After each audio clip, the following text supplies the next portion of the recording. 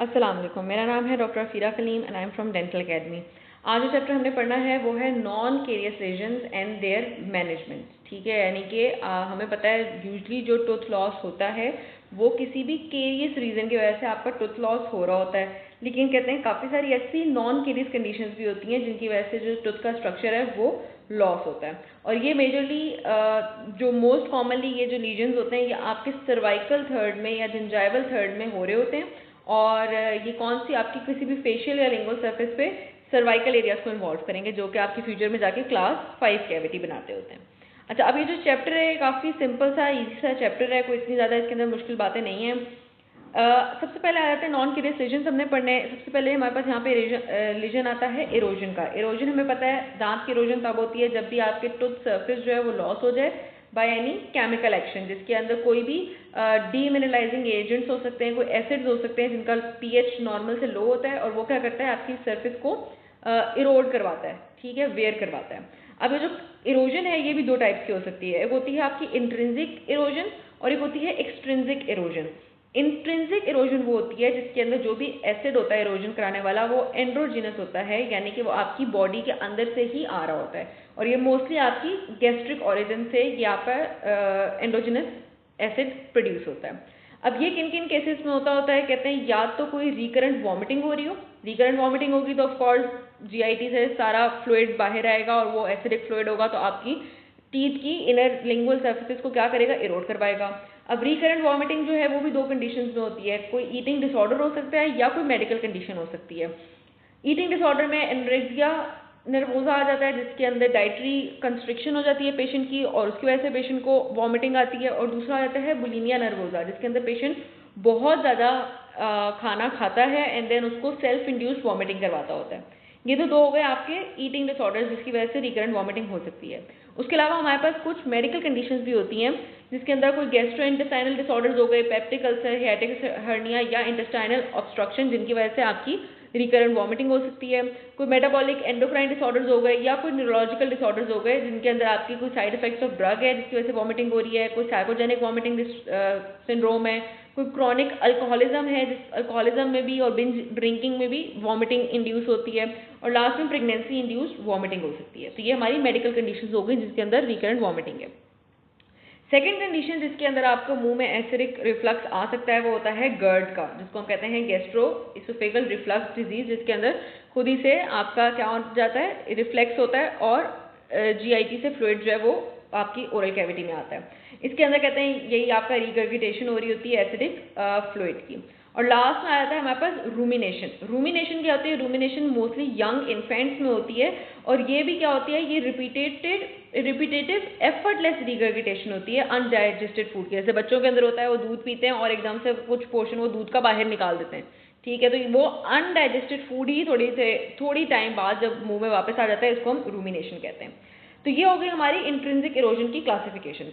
Extrinsic erosion तब हो सकती है जब भी कोई आप आउटसाइड से कोई ऐसे एसिड्स की इनहेल करें या कोई आउटसाइड से एसिड्स को इंजेस्ट करें जिसकी वजह से आपकी सरफेस जो है वो इरोड हो। इसके अंदर हमारे पास ऑक्यूपेशनल फैक्टर्स आ जाते हैं जिसके अंदर कहते हैं कोई प्रोफेशनल वाइन टेस्टर्स की वाइन में भी एसिडिक होती है तो उसकी वजह से आपकी टीथ की इरोजन हो सकती है, या कोई प्रोफेशनल स्विमर्स की। क्यों? क्योंकि आपको हमें पता है स्विमिंग पूल के अंदर ऐसे केमिकल्स ऐड किए हुए होते हैं और अगर उनकी इंजेक्शन हो जाए तो भी वो आपकी सरफेस पे क्या कराता है, इरोजन करवाते हैं। उसके अलावा डाइट में कहते हैं अगर कोई सिट्रस फ्रूट जूसेस ले रहे हैं, कोई एसिडिक बेवरेजेस ले रहे हैं या कार्बोनेटेड ड्रिंक्स ले रहे हैं, उन सबसे इरोजन हो सकती है।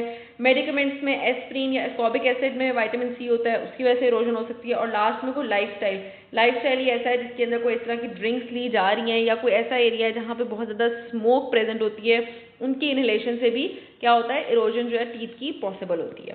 तो ये हो गई हमारी इरोजन की सारी बातें। अब इसके क्लिनिकल फीचर्स देखें तो इतने को खास नहीं है। कहते हैं समटाइम्स इरोजिव एजेंट्स भी साथ साथ हों और अगर आपकी टूथ ब्रशिंग टेक्निक भी खराब हो जिसके अंदर आप बहुत हार्ड टूथ ब्रश करते हैं तो ये जो इरोजन का प्रोसीजर होता है ये क्या हो जाता है, एक्सेलरेट हो जाता है, यानी कि जो भी टूथ स्ट्रक्चर एसिड से थोड़े टाइम में रिजॉल्व होना था वो जब आप हार्ड टूथ ब्रशिंग करेंगे या कोई एब्रेसिव एजेंट यूज़ करेंगे तो वो जल्दी इरोड होने लग जाता है आपका वो टूथ स्ट्रक्चर।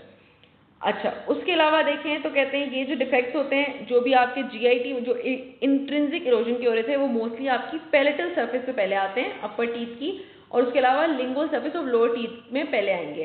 आपकी वो एक्सट्रिंसिक सरफेस यानी कि जो आपकी बक्कल सरफेस होती है, फेशियल सरफेस होती है, वहाँ पे आपका अफेक्ट बाद में आता है, लेट आता है। तो रिगर्गिटेशन का हमेशा अफेक्ट एंटीरियर टीथ में पैरेटल सरफेस पे पहले आएगा।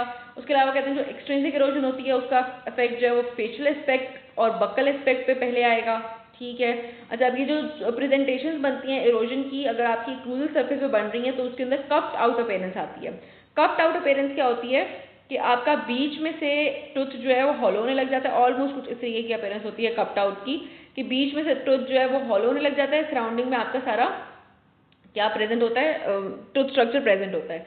अब ये कप्ड आउट अपीयरेंस की वजह भी ये बनती है, कहते हैं कि बीच में से अगर आपकी इरोजन होना स्टार्ट हो जाए तो आपका डेंटिन एक्सपोज हो जाता है, और डेंटिन वैसे ही सॉफ्ट होता है, तो डेंटिन फिर अगर एक दफ़ा डेंटिन एक्सपोज हो जाए तो वो जल्दी रैपिडली डिजॉल्व होने लग जाता है, जिसकी वजह से एक कप की शेप बन जाती है, और सराउंडिंग में जो टूथ स्ट्रक्चर होता है, एनामल स्ट्रक्चर होता है, वो एक तरीके से हार्ड रहता है, तो इसलिए एक कप की शेप बन जाती है।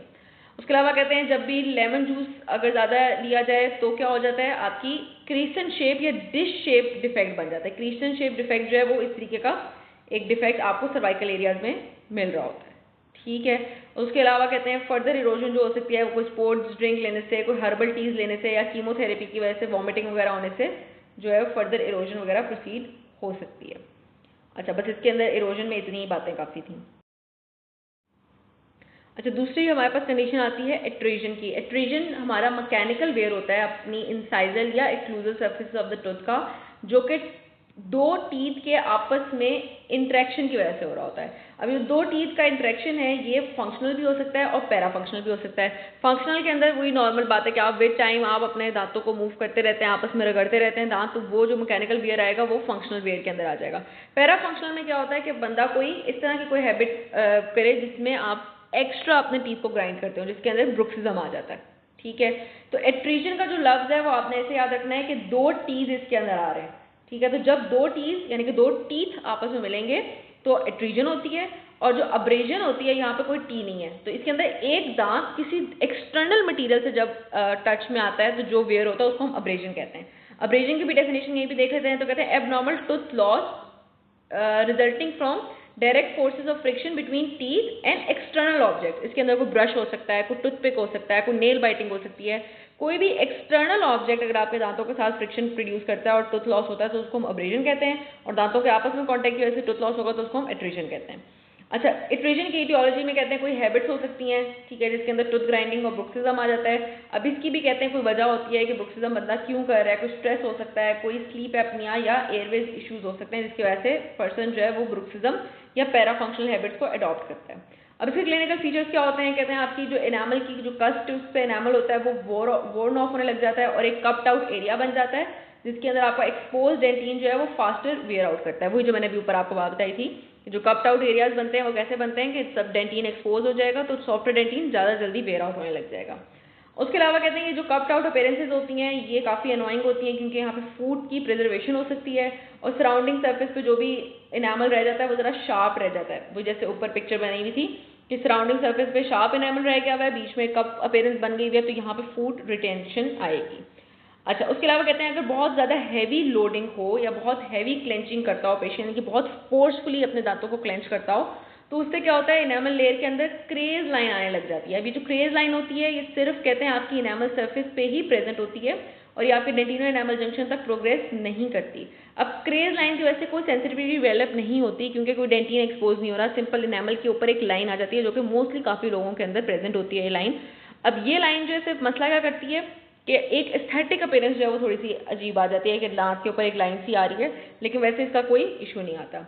ये क्यों होती है, एक्सेसिव मैस्टिकेटरी मसल एक्टिविटी की वजह से, जिसमें बहुत जोर से बंदा क्लेंच करता है। उसके अलावा कहते हैं स्लोली अगर वेयर हो तो आपने क्या करना चाहिए, आपने उस एरिया को रेस्टोरेटिव ट्रीटमेंट देनी चाहिए, यानी कि उस एरिया को के ऊपर आपने फिलिंग कर देनी चाहिए। दूसरा, आपकी जो भी कोई ऐसी हैबिट होगी आपने उसको ब्रेक करना होता है, जिसकी वजह से ब्रुक्सिज्म वगैरह है तो उसके अंदर माउथ गार्ड वगैरह पेशेंट को दे देते होते हैं। उसके अलावा कहते हैं कोई भी अगर शार्प एजेस बन जाते हैं, जैसे ऊपर कप्ड अपीयरेंस में सराउंडिंग एनामल के शार्प एजेस बन रहे थे, तो उन शार्प एजेस को हमें सॉफ्ट कर देना चाहिए, राउंडिंग कर देनी चाहिए उन एजेस की, ताकि कंफर्ट पेशेंट को मिल सके और उससे उन शार्प एजेस से पेशेंट की चीक और टंग के ऊपर कोई किसी किस्म का नुकसान ना हो। अच्छा, अब हमारे पास नॉन केरियस सर्वाइकल लीजन्स आते हैं, कि वो नॉन केरियस लीजन्स जो कि मेनली आपके सर्वाइकल लीजन्स को, सर्वाइकल एरिया को ही इन्वॉल्व कर रहे होते हैं।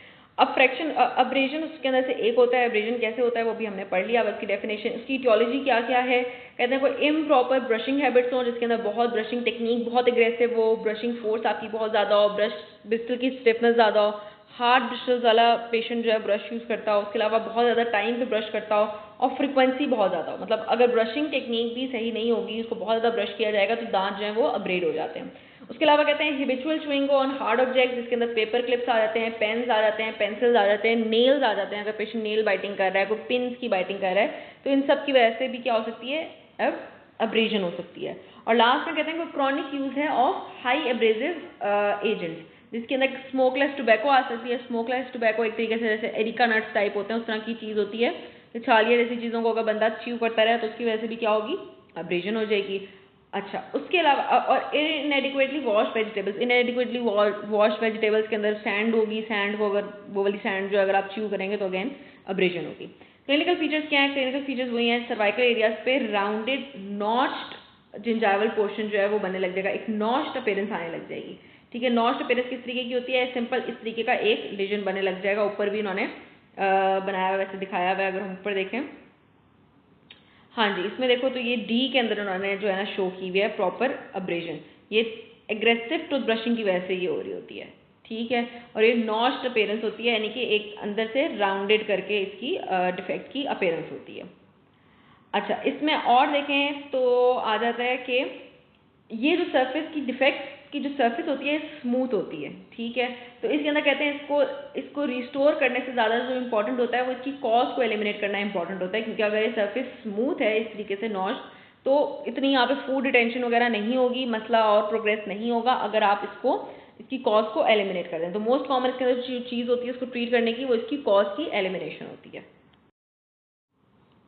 अब आ जाता है हमारे पास अफ्रैक्शन। अफ्रैक्शन क्या होती है? अफ्रैक्शन में ये होता है कि आपकी जो सर्वाइकल मार्जिन होते हैं वहाँ पे एक तरीके का फ्रैक्चर क्रिएट होने लग जाता है। वो फ्रैक्चर किस वजह से होता है कि जब भी आपकी टूथ की एक्लूजल सरफेस पे कोई स्ट्रॉन्ग ई सेंट्रिक एक्लूजल फोर्सेज लगेंगी, यानी कि बहुत स्ट्रॉन्ग एक्लूजल फोर्सेज लगेंगी, तो जो सर्वाइकल एरिया होता है वहाँ पे माइक्रो फ्रैक्चर्स क्रिएट होने लग जाते हैं। ठीक है, और जो माइक्रो फ्रैक्चर्स होते हैं ये वेज शेप डिफेक्ट्स होते हैं। नॉट शेप डिफेक्ट था इस तरीके का राउंडेड, वेज शेप डिफेक्ट होता है इस तरीके से पॉइंटेड। ठीक है, तो ये जो फ्रैक्चर क्रिएट होता है ये एक पॉइंटेड सा वेज शेप का क्रिएट होता है। अब इसकी वजह क्या होती है? इसकी वजह ये होती है कि कहते हैं जब भी हमारे दांत के ऊपर किसी किस्म का एक्लूजल लोड आता होता है तो नॉर्मली जो हमारा दांत है वो बिल्कुल हार्ड रिजिड नहीं होता, बल्कि वो थोड़ी सी ना टूथ फ्लेक्चर करता होता है, मतलब थोड़ी थोड़ी सी दांत जो है उस एरिया में बेंडिंग करता होता है। तो क्या होता है, हमारा ऊपर से इनेमल जो है वो तो काफ़ी रिजिड होता है। ठीक है, तो जब अगर इसके ऊपर दांत के ऊपर कोई फोर्स लगेगी और दांत थोड़ा सा बेंड करेगा, फ्लेक्चर करेगा, तो उससे क्या होता है कि ये जो सर्वाइकल एरिया होता है ना वहाँ पे माइक्रो फ्रैक्चर्स क्रिएट होने लग जाते हैं आपकी इनेमल मार्जिन के अंदर। ठीक है, अब कहते हैं कि जब भी आपका जो लोड है, जो भी टूथ के ऊपर नॉर्मल लोडिंग से ज़्यादा लोडिंग पड़ने लग जाएगी, तो उस टूथ फ्लेक्चर की वजह से क्या होगा, वहाँ पे माइक्रो फ्रैक्चर्स क्रिएट होने लग जाएंगे, और वो माइक्रो फ्रैक्चर्स क्या करेंगे, वहाँ पे एक नॉट शेप एक एरिया क्रिएट कर देंगे जो कि अफ्रैक्शन का एरिया होगा।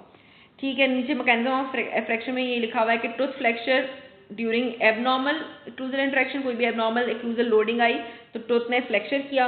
अब जब फ्लेक्चर किया तो फ्लेक्चर की वजह से क्या होता है, एक्सियल या लेटरल टूथ जो है वो थोड़ा सा बेंड करता है। अब टूथ की बेंडिंग की वजह से क्या होगा कि इस सर्वाइकल रीजन के अंदर कंप्रेसिव या टेंसाइल स्ट्रेसेस क्रिएट होते हैं, और ये स्ट्रेसेस क्या करेंगे, फर्दर आपके सर्वाइकल इनेमल की माइक्रो फ्रैक्चर करवाएंगे और अल्टीमेटली वहाँ पे नॉट शेप अफ्रैक्शन लीजन क्रिएट हो जाएगा। ठीक है, ये नीचे भी उन्होंने इसी चीज़ को एक्सप्लेन किया हुआ है कि सर्वाइकल मार्जिन पे किस तरीके से सेंट्रिक या इसेंट्रिक फोर्सेस लगने से सर्वाइकल एरियाज में नॉट शेप लीजन क्रिएट हो रहा है, क्योंकि वहाँ पे कंप्रेसिव या टेंसाइल स्ट्रेसेस क्रिएट हो रहे हैं। इसमें बस पढ़ने वाली इंपॉर्टेंट बातें ये आ जाती हैं कि ये जो लीजन होता है ये नॉट शेप के बजाय शार्प नॉच होगी या वेज शेप होगी। नॉच वैसे तो यूं राउंडेड थी, तो शार्प नॉच का मतलब वही होगा कि वेज शेप हो सकता है रीजन। उसके अलावा कहते हैं ये हमेशा सर्वाइकल एरिया में ही ये डिफेक्ट आ रहा होता है, क्योंकि यहाँ पे जो इनेमल की जो थिकनेस होती है वो थिनेस्ट होती है एट दी सीमेंटो इनेमल जंक्शन, इसलिए यहाँ वाला इनेमल ब्रेक हो जाएगा, और जब ये ब्रेक हो जाता है तो यहाँ पे क्या बन जाती है, क्लास 5 की आपकी कैविटी बन जाती है। ठीक है, क्लास 5 की आपके यहाँ पे फिर फ्यूचर में कैविटी बनेगी जिसको हम फिल करते होते हैं। अच्छा, उसके अलावा कहते हैं कहते हैं कि ये जो फ्रैक्चर्स माइक्रो फ्रैक्चर्स बनते हैं वो क्या करते हैं कि ये यहाँ का जो इनामल हो जाएगा वो काफ़ी स्ट्रेंथ में कम हो जाएगा। तो जब भी यहाँ पे टूथ ब्रश की एब्रेजन आएगी या कोई भी केमिकल एरोजन आएगी तो यहाँ पे इनामल जो है वो जल्दी लॉस हो जाएगा, क्योंकि यहाँ का इनामल जो है वो माइक्रो फ्रैक्चर्स की वजह से वैसे ही वीक हो चुका है। उसके अलावा कहते हैं अगर यहाँ पे कोई क्लास 5 की कैविटी फिलिंग हुई भी है और वो कोई अनबाउंडेड फिलिंग है या थोड़ी सी लीकी रेस्टोरेशन है, तो इसी फ्लेक्चर की वजह से यहाँ पे जो डेंटिन की बेंडिंग हो रही होगी जब भी एक्लूजल लोडिंग पड़ेगी तो वो जो रेस्टोरेशन होती है वो भी यहाँ से लीक कर जाती है, वो भी यहाँ से रेस्टोरेशन क्या हो जाती है, डिसलॉज हो जाती है इस एरिया से, जिसकी वजह से फिर फ्यूचर में आपको माइक्रो लीकेज, सेंसिटिविटी और पर्पल इन्फ्लेमेशन हो सकती है, क्योंकि यहाँ की रेस्टोरेशन जो है वो भी बाइंड नहीं रहती बल्कि वो भी डिसलॉज हो जाती हैं। ये ऊपर भी यही दिखाया हुआ है कि जब किसी किस्म की कोई सेंट्रिक फोर्स ज़्यादा पड़ रही है क्रूजल लोडिंग में तो कंप्रेसिव स्ट्रेसेस क्रिएट हो रहे हैं और वो कंप्रेसिव स्ट्रेसिंग आपकी फिलिंग मटेरियल की लेटरल डिस्प्लेसमेंट करवा रहे हैं। ठीक है, एक चीज़ यहाँ पे देख लो कि जब भी कहते हैं सेंट्रिक फोर्सेस पड़ रही हैं तो टेंसाइल स्ट्रेसेस क्रिएट होंगे, यानी कि अंदर की तरफ स्ट्रेसेस क्रिएट होंगे, और जब सेंट्रिक फोर्सेस ज़्यादा पड़ेंगी तो कंप्रेसिव स्ट्रेसेस क्रिएट होंगे और बाहर की तरफ फोर्स ज़्यादा आएगी, जो कि क्या करती है आपकी फिलिंग प्लेसमेंट को यहाँ पे डिस्प्लेस करवाती है। अच्छा, ऊपर यहाँ पे डायग्राम में भी ऑलमोस्ट यही बातें लिखी हुई हैं कि जब भी कोई लेटरल फ्लेक्चर आएगा तो आपकी टेंसाइल स्ट्रेसेस क्रिएट होंगे, जिसकी वजह से रेस्टोरेशन की इंटरफेस पे क्या आ जाएगा, मार्जिनल इंटरफेस पे स्ट्रेस क्रिएट होते हैं। उसके अलावा जब भी बैरलिंग होगी, बैरलिंग क्या होती है, बैरलिंग का मतलब होता है बहुत एक्सेसिव कोई भी लोडिंग आना। ठीक है, जब कोई भी एक्सेसिव लोडिंग आएगी, बेशक वो सेंट्रिक फोर्सेस से ही हो, तो वहाँ पे कंप्रेसिव स्ट्रेसेस क्रिएट होंगे और आपकी जो फिलिंग मटेरियल होगी, जो रेस्टोरेशन होगी, उसकी लेटरल डिस्प्लेसमेंट हो जाएगी। अच्छा, ये अब हमने पढ़ लिया अपने डिफेक्ट्स कि कौन कौन से डिफेक्ट्स हो सकते। अच्छा, ऊपर एक और चीज़ ये देखो, ये जो मैंने भी आपको बताई है कि नॉट शेप डिफेक्ट और आपकी सॉसर शेप डिफेक्ट के अंदर भी वो फ़र्क दिखा रहे हैं। सॉसर शेप डिफेक्ट जो होता है वो बिल्कुल ही सरफेस पे रह रहा होता है, वो इतना डीप नहीं होता। सॉसर शेप डिफेक्ट जो है वो मेनली आपकी सिंपल एब्रेजन से आ रहा होता है, जिसके अंदर आप टूथब्रश को बड़े हार्डली ब्रश कर रहे होते हैं, या सॉसर शेप डिफेक्ट जो है आपकी इरोजन से क्रिएट हो रहा होता है। ठीक है, जबकि नॉच जो है वो ज़रा सी डेप्थ में होती है और या तो वो शार्प हो सकती है या वो वेज की तरह शार्प हो सकती है या वो ज़रा सी स्मूथ हो सकती है। अच्छा, अब आगे चलते हैं। तो अब हमने इन सब चीज़ों की ट्रीटमेंट देखनी है। अब ट्रीटमेंट में सबसे जो प्राइमरी गोल होना चाहिए वो ये होना चाहिए कि जो भी इटियोलॉजी है उसको ख़त्म किया जाए। कोई इरोजन की इटियोलॉजीज़ में एसिड्स इन्वॉल्व थे, उनको ख़त्म किया जाए। एट्रीजन में कोई एक्स्ट्रा ओरल हैबिट इन्वॉल्व थी, कोई पैराफंक्शनल हैबिट इन्वॉल्व थी, उसको ख़त्म किया जाए। ठीक है, कोई एक्स्ट्रा लोड पड़ा है, जो भी इटियोलॉजी होगी आपने उसको ट्रीट करना है सबसे पहले।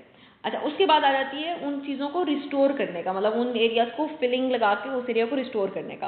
अब यहाँ पे एक बॉक्स है जो कि कहता है considerations for restorative management of non carious lesions, यानी कि किस किस केस के अंदर आपको चाहिए कि आप उन मार्जिन्स को रिस्टोर करें ही करें। ठीक है, तो ये इंपॉर्टेंट है, ये यूपी में पूछा जा सकता है। कहते हैं अगर तो जो डिफेक्ट है वो सिग्निफिकेंट डेप्थ पे चला गया हुआ है और वो टूथ की इंटेग्रिटी को कॉम्प्रोमाइज़ करता है, यानी कि इतनी ज़्यादा डेप्थ पे आपका फ्रैक्चर चला गया हुआ है या टूथ रिमूवल चला गया हुआ है कि आपकी टूथ का चांस है कि वो टूथ फ्रैक्चर कर जाए, तो उस केस के अंदर आपने उस डिफेक्ट को रिस्टोर करना है। उसके अलावा कहते हैं कि इनटॉलरेबल सेंसिटिविटी आने लग जाए, क्योंकि अगेन बहुत ज़्यादा डेंटिन एक्सपोज हो गया हुआ है, बहुत सेंसिटिव हो गया टूथ, तो आपने उस एरिया को रिस्टोर करना है। कहते हैं area is affected by caries, मतलब पहले तो एब्रेजन एट्रीजन वगैरह हुई, इरोजन हुई, लेकिन अब ऊपर केरीज भी आ गई हैं, तो आप उस एरिया को रिस्टोर करेंगे। फिर कहते हैं साथ साथ कोई पेरिडोंटल प्रॉब्लम भी आने लग जाए, यानी कि गम रिसेशन भी होने लग जाए। उसके अलावा कहते हैं कि कोई भी जो इन्वॉल्व एरिया है वहाँ पे आपने रिमूवेबल पार्शियल डेंचर लगाना है, यानी कि वहाँ पे अगर आपकी कोई रिमूवेबल पार्शियल डेंचर का कोई क्लैस्प वगैरह आना है तो वो ऑफकोर्स वो आपकी इरोडेड एरिया में, आपकी अब्रेज्ड एरिया में या फ्रैक्शन एरिया में आपका वो क्लैस्प नहीं आ सकता, तो आपने उस एरिया को रिस्टोर करना होगा।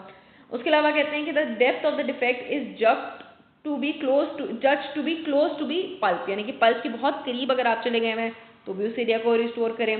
कहते हैं जो डिफेक्ट इज एक्टिवली प्रोग्रेसिंग, मतलब आप इटियोलॉजी को कंट्रोल नहीं कर पाए और आपका डिफेक्ट बढ़े जा रहा है, तो उस डिफेक्ट को आपने रिस्टोर करना है। और लास्ट में एस्थेटिक इंप्रूवमेंट्स के लिए, अगर सर्वाइकल एरियाज आपके इंटीरियर टीथ के इन्वॉल्व हैं तो वो अनएस्थेटिक लगते हैं, तो उन एरियाज को भी आप रिस्टोर करते हैं। अच्छा, अब नीचे देख लें तो रिस्टोरेशन का एक तरीका फॉर आपकी एट्रीजन या नॉक्टर्नल ब्रुक्सिज्म आ जाता है एक्लूजल गार्ड थेरेपी, जिसके अंदर हम एक माउथ गार्ड बना के पेशेंट को दे देते हैं ताकि वो अपने दांतों को च्यू ना करे बार बार। अच्छा, अब आती है clinical performance of adhesive restoration in non carious cervical regions. अब जो भी आपकी क्लास 5 सर्वाइकल टूथ प्रेपरेशन वाले रीजन होता है ना, वहाँ पे आपके कॉम्पोजिट की एडहेजन करवाना जो है वो थोड़ा सा चैलेंजिंग हो जाता है। उसकी वजह ये होती है क्योंकि हमें पता है वहाँ पे इनेमल हमने कहा था बहुत थिन होता है। जब भी वहाँ पे लेजन होना है आपका ऑलमोस्ट सारा ही इनेमल इरोड आउट हो चुका हुआ होना है, ठीक है ना, कि वहाँ पे इनेमल प्रेजेंट नहीं होना। उसके अलावा वहाँ पे फिर क्या होना है, डेंटिन होना है, और डेंटिन के साथ आपके इन एडहेसिव्स की बॉन्डिंग जो है वो थोड़ी सी वीक होती है क्योंकि डेंटिन का जो मिनरल कॉन्टेंट होता है वो ज़रा डिफरेंट होता है एज़ कम्पेयर टू आपका जो इनेमल का मिनरल कॉन्टेंट होता है, ठीक है। अच्छा, अब यहाँ पे कॉम्पोजिट की तो अटैचमेंट थोड़ी मुश्किल हो जाती है। उसके अलावा कहते हैं जो ऑल्टरनेटिव मटेरियल यहाँ पे यूज़ किया जा सकता है वो GIC यूज़ किया जा सकता है फॉर दी रेस्टोरेशन, क्योंकि GIC की डेंटिन के साथ जो बॉन्डिंग है वो काफ़ी अच्छी होती है। अब कहते हैं जो मिनरल कंटेंट होता है डेंटिन का वो डिफरेंट सिचुएशंस में डिफरेंट होता है। जैसे कि अगर हम देखें तो आपके पास सबसे पहले आ जाती है एज डेंटिन, यानी कि जो डेंटिन विद टाइम क्या होता है, डेंटिन का मिनरल कंटेंट बढ़ता चला जाता है। उसके अलावा कहते हैं dentin beneath the carious lesion. अब बीनीथ द केरियस लीजन भी क्या होता है, डेंटिन का मिनरल कंटेंट बढ़ता चला जाता है क्योंकि जब भी ऊपर केरीज आएंगी नीचे से जो पल्प होगा वो क्या करेगा, रेपरेटिव डेंटिन या जो आपकी रिएक्टिव डेंटिन होती है वो बनाना शुरू कर देता है जो कि ज़्यादा मिनरलाइज्ड होती है। उसके अलावा कहते हैं कोई भी dentin expose to oral environment in non carious cervical agent, जब भी डेंटिन एक्सपोज होगी तो क्या होगा, जो भी सलाइवा होगा वो उसके ऊपर आके बैठेगा और वहाँ पे सलाइवा के अंदर ट्राई कैल्शियम फॉस्फेट क्रिस्टल्स जो होते हैं वो आपकी डेंटिन की टिब्यूल ऑब्लिटरेट करने लग जाएंगे आपकी डेंटिनल टिब्यूल्स को। अब इसी के अंदर सब टॉपिक आ जाता है सक्रोटिक डेंटिन। सक्रोटिक डेंटिन कहते हैं कि ज़्यादा रेजिस्टेंट होती है to acid etching as compare to आपकी नॉर्मल डेंटिन। तो जब उसकी एसिड एचिंग ही सही से नहीं हो सकती तो उसकी जब भी उसके ऊपर आप बॉन्ड लगाएंगे तो आपकी बॉन्ड की लोअर स्ट्रेंथ आएगी एज कम्पेयर टू आपके नॉर्मल डेंटिन, ठीक है। तो एक बात होगी, सक्रोटिक डेंटिन का बॉन्ड थोड़ा वीक होगा। उसके अलावा आ जाती है मेस्टिकेटरी फोर्सेज। अभी हमने ऊपर देखा कि जब भी मेस्टिकेटरी फोर्सेज पढ़ेंगी आपकी किसी भी क्लास 5 वाली रेस्टोरेशन वाले एरिया में तो क्या होगा, वहाँ पे लेटरल फोर्सेज डेवलप होंगी जो कि आपकी उन रेस्टोरेशन को एक्सक्लूड करवा देंगी, उन रेस्टोरेशन को डिस्प्लेस करवा देंगी, ठीक है। जब भी साइक्लिक स्ट्रेसेस यानी कि बार बार स्ट्रेसेस पड़ेंगे तो आपका जो बॉन्ड होता है between the resin and the dentin वो फेल हो जाता है, ठीक है, यानी कि एक तरीके से दोबारा इन नॉन केरियस लीजन्स को स्टोर करना डिफिकल्ट हो गया। फिर आ जाता है role of type of composite. कहते हैं हमें पता है जब भी कॉम्पोजिट आप प्लेस करते हैं तो कॉम्पोजिट विद टाइम वैसे भी पॉलीमराइज होकर श्रिंक करता होता है और ये श्रिंकेज का इफेक्ट जो है वो डिपेंड करता होता है inorganic load of specific composite पे, यानी कि जितना ज़्यादा इनऑर्गेनिक लोड होता है वैसे उतनी कम कॉम्पोजिट की श्रिंकेज होती है, यानी कि जितना ज़्यादा फिलर कॉन्टेंट होता है आपकी कॉम्पोजिट के अंदर उतनी कम श्रिंकेज होती है, ठीक है। उसके बाद कहते हैं कि अगर आप मैक्रोफिल्ड अपना कॉम्पोजिट यूज़ करते हैं, सॉरी माइक्रोफिल्ड नॉट मैक्रोफिल्ड, अगर आप माइक्रोफिल्ड कॉम्पोजिट यूज़ करते हैं तो माइक्रोफिल्ड कॉम्पोजिट की इलास्टिक ऑफ मॉडुलस जो होता है वो थोड़ा लो होता है, यानी कि ये वाला जो कॉम्पोजिट है थोड़ा सा फ्लेक्स कर जाता है, थोड़ा सा बेंड कर जाता है। तो जब भी ये वाला कॉम्पोजिट यूज़ होगा इस एरिया के अंदर तो ये अपने जो भी इसके ऊपर स्ट्रेसेस आएंगे उनको बेहतर तरीके से रिलीव करवा सकेगा और ये इसके अंदर जो भी स्ट्रेसेस पढ़ेंगे वो बेहतर तरीके से फ्लो कर सकेंगे एज कम्पेयर टू वो वाला मटेरियल जिसका यंग मॉडुलस हाई होता है जो कि ज़्यादा स्टिफ मटेरियल्स होते हैं। तो इन सर्वाइकल एरियाज में कौन सा वाला कॉम्पोजिट यूज़ करना चाहिए, माइक्रोफिल्ड कॉम्पोजिट यूज़ करना चाहिए, एक बात होगी। उसके अलावा लास्ट में कह देते हैं कि अगर बेहतर है कि आप GIC बेस्ड मटेरियल यूज़ करें क्योंकि GIC जो है वो आपके दांत के साथ बेहतर तरीके से बॉन्ड भी कराता है, दूसरा उसका जो बॉन्ड है वो ज़्यादा इफेक्टिव होता है और ज़्यादा ड्यूरेबल रहता है, ठीक है। तो ये हो गए इसके अंदर आपकी सारी बातें कि किन किन चीज़ों में किस तरीके से बॉन्ड्स बन सकते हैं। फिर आ जाता है role of type of adhesives. अब हमें पता है हमारे टाइप्स ऑफ एडहेसिव्स कौन कौन से होते हैं जो कि हम अप्लाई करते होते हैं। एक होता है 3 स्टेप HN रिंस एडहेसिव, एक होता है 2 स्टेप HN रिंस एडहेसिव, फिर होता है 2 स्टेप सेल्फ एच एडहेसिव और फिर होता है 1 स्टेप सेल्फ एच एडहेसिव। तो अब इन सब का कंपैरिजन आ रहा है, कहते हैं कि जो आपका 3 स्टेप HN रिंस एडहेसिव है उसके अंदर क्या होता है कि आप पहले HN अप्लाई करते हैं, उसको रिंस करते हैं, फिर आप प्राइमर अप्लाई करते हैं, फिर आप बॉन्डिंग अप्लाई करते हैं, ठीक है। तो 3 स्टेप्स होते हैं उसकी एडहेसिवनेस। और उसके अलावा जो आपका 2 स्टेप सेल्फ एच एडहेसिव होता है जिसके अंदर 2 स्टेप के अंदर क्या होता है कि आप एचेंट प्लस प्राइमर एक ही साथ होता है उसको अप्लाई करते हैं, ठीक है, कुछ रिंस नहीं करते और उसके बाद फिर आप बॉन्डिंग अप्लाई करते हैं, यानी कि 2 स्टेप्स। कहते हैं इन दोनों की इफेक्टिवनेस ऑफ बॉन्डिंग वो बेहतर होती है इस क्लास 5 के अंदर एज कम्पेयर टू जो आपका 2 स्टेप HN रिंस एडहेसिव है। 2 स्टेप के अंदर क्या होता है कि आपने एचेंट और प्राइमर एक साथ ही अप्लाई करते हैं, ठीक है, उसको सॉरी आप एचेंट अप्लाई करते हैं उसको वॉश कर देते हैं, ठीक है, एंड देन जो आपका प्राइमर और बॉन्डिंग होता है उसको आप एक साथ ही अप्लाई कर रहे होते हैं, ठीक है। तो यानी कि ये 2 स्टेप्स का होता है। इसकी इफेक्टिवनेस कम होती है एज कम्पेयर टू आपके जो ऊपर वाला है। उसके अलावा कहते हैं वर्स्ट क्लिनिकल परफॉर्मेंस आती है वन स्टेप सेल्फ एडहेसिव्स की, जिसके अंदर एचेंट, प्राइमर और बॉन्डिंग एक साथ ही अप्लाई हो रहा होता है और कुछ रिंस नहीं हो रहा होता। अच्छा, उसके अलावा कहते हैं अगर आप जीआईसी यूज करते हैं तो जीआईसी की जो बॉन्डिंग है, जीआईसी का जो सीमेंट की बॉन्डिंग है वो भी ज़्यादा अच्छी होती है। ठीक है, फर्दर कहते हैं कि डेंटिन सरफेस को रफ करने से आपकी जो बॉन्डिंग होती है वो ज़्यादा बेहतर हो जाती है एज कम्पेयर टू वो वाली डेंटिन जो कि अनप्रिपेयर्ड हो, जिसकी सरफेस रफ ना हुई हो। अच्छा, बस इसके अंदर ऑलमोस्ट इतनी ही बस बातें पढ़ने वाली थी। एक और बात जो क्लिनिकल नोट में एडिशनल आ जाती है वो ये आ जाती है कि रबर डैम आइसोलेशन अप्लाई करने से भी आपका chance of failure of restoration जो है वो डिक्रीज हो जाता है, क्योंकि जब रबर डैम अप्लाई करेंगे तो अच्छी आइसोलेशन आप अचीव कर सकेंगे। तो ये सब बातें इसकी एडहेसिवनेस की थी कि किस तरीके से आप सर्वाइकल एरियाज में अपनी एडहेसिवनेस को इंक्रीज करवा सकते हैं। कॉम्पोजिट यूज करना है तो माइक्रोफिल यूज करना है, सेक्रोटिक डेंटिन में एडहेसिवनेस कम हो जाती है। ये सब बातें जो है थोड़ी आपकी एमसीक्यूज बेस के लिए, आपकी क्लास 5 कैविटी के लिए इंपॉर्टेंट है, वरना इसमें से ऐसा कोई क्वेश्चन नहीं आता होता। अच्छा, अब आ जाता है इस टॉपिक का, इस चैप्टर का लास्ट टॉपिक जो कि है म्यूकोजिंजाइवल सर्जरी। अब इसके अंदर क्या होता है, कहते हैं कि जो भी आपके नॉन केरियस सर्वाइकल लीजन्स होते हैं वो समटाइम्स एसोसिएटेड होते हैं आपकी गम रिसेशन के साथ। ठीक है, तो उन गम रिसेशन को हम म्यूकोजिंजाइवल सर्जरी से ट्रीट कर सकते हैं। अब ऊपर जितनी भी हमें बातें लिखी हुई है ना वो रिपीट हो रही हैं, वही वाली बातें वो पहले भी कर चुके हैं, जिनको दोबारा लिखा हुआ था इन्होंने। अच्छा, अब हमने जो सिर्फ यहाँ पर जो चीज़ देखनी है वो देखनी है गम रिसेशन की बातें। अब कहते हैं कि जब भी जिंजाइवल रिसेशन होगी या यहाँ पे लैक ऑफ केराटिनाइज या अटैच जिंजाइवा प्रेजेंट होगा आपकी नॉन केरियस सर्वाइकल लीजन्स के साथ, तो आपने उस चीज़ को रीबिल्ड करना है। किन किन चीज़ों को देखते हुए, कहते हैं या तो आपने दांत को साथ साथ रिस्टोर कराना होगा, प्लस आपने उस एरिया में सॉफ्ट टिश्यू कवरेज यानी कि ग्राफ्ट प्लेस करना होगा उस गम को रिप्लेस करने के लिए। ठीक है, या कंबाइंड अप्रोच, ये दोनों चीज़ें कर सकते हैं। कहते हैं जो सॉफ्ट टिश्यू कवरेज जो है वो आपकी तभी सक्सेसफुल होती है जब आपकी मिलर्स की क्लासिफिकेशन क्लास 1 और 2 प्रेजेंट होती है। अब मिलर्स की जो क्लासिफिकेशन है वो हमने नीचे देख लेनी है। मिलर्स की क्लासिफिकेशन जो है वो अमाउंट ऑफ टिश्यू लॉस पे डिपेंड कर रही होती है, उसके अलावा विड्थ ऑफ टिश्यू पे डिपेंड कर रही होती है, फर्दर वो आपकी कितनी बोन रह गई हुई है, कितना सराउंडिंग का पेरिडोन्शियम की बोन प्रेजेंट है उस पर डिपेंड कर रही होती है। क्लास 1 के अंदर क्या होता है, क्लास 1 के अंदर सिंपली आपका मार्जिनल टिश्यू रिसेशन हुआ होता है, लेकिन किसी किस्म का पेरिडोंटल लॉस नहीं होता, कोई बोन लॉस नहीं होता। और ये जो टिश्यू रिसेशन होती है ये भी आपकी म्यूकोजिंजाइवल जंक्शन तक नहीं पहुंची होती। म्यूकोजिंजाइवल जंक्शन जो है वो आपके म्यूकोजा, नीचे से आपका एल्वियोलर म्यूकोजा स्टार्ट हो जाता है, इस म्यूकोजा और आपका ये जो गम पोर्शन है, जिंजाइवल पोर्शन है, उसके जंक्शन की बात हो रही है। तो क्लास 1 के अंदर सिर्फ मार्जिनल रिसेशन है और ये रिसेशन भी आपकी म्यूकोजिंजाइवल जंक्शन तक नहीं पहुंची हुई, किसी किस्म का कोई पेरिडोंटल लॉस नहीं है, यानी कि कोई सॉफ्ट टिश्यू और बोन टिश्यू का लॉस नहीं हुआ हुआ। इस केस के अंदर अगर आप सॉफ्ट टिश्यू ग्राफ्ट करते हैं तो complete root coverage 100% root coverage possible होती है। क्लास 2 क्या होता है, क्लास 2 के अंदर आपका जो मार्जिनल टिश्यू रिसेशन था वो आपकी म्यूकोजिंजाइवल जंक्शन तक पहुंच जाता है, लेकिन इसमें भी आपकी कोई बोन लॉस और कोई सॉफ्ट टिश्यू लॉस नहीं है।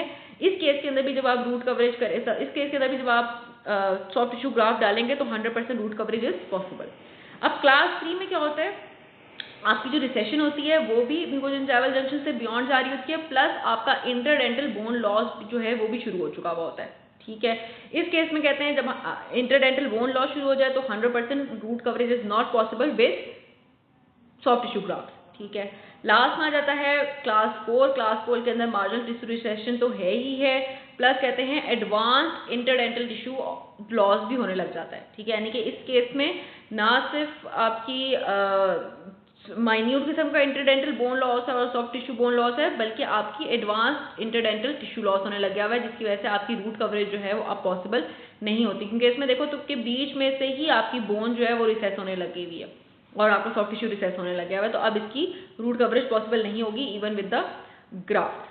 ठीक है, आगे वो ग्राफ्स की डिटेल में चले जाते हैं जो कि इस चैप्टर के अकॉर्डिंगली और इस बुक के अकॉर्डिंगली हमें इतनी डिटेल में जाने की ज़रूरत नहीं है, क्योंकि वो इतना ना पूछा जाता है ना उस पर कोई सवाल बन सकता है। तो इसको हम यहीं पे ख़त्म करते हैं। सिंपल सा इजी सा चैप्टर था, सिंपल। आपने सर्वाइकल एरियाज में जो लीजन्स होते हैं उनके नाम याद करने हैं, उसके अलावा नॉन केरियस लीजन्स और कौन कौन से हो सकते हैं उनके नाम याद करने हैं, उनकी क्या ट्रीटमेंट पॉसिबल है जो इसमें बताई हुई है। ठीक है, इंपॉर्टेंट यहाँ पे एक बॉक्स आया था वो काफ़ी इंपॉर्टेंट था, जिसके अंदर उन्होंने बताया था कि कब आपने सर्वाइकल लीजन्स को ट्रीट करना है रिस्टोर करके।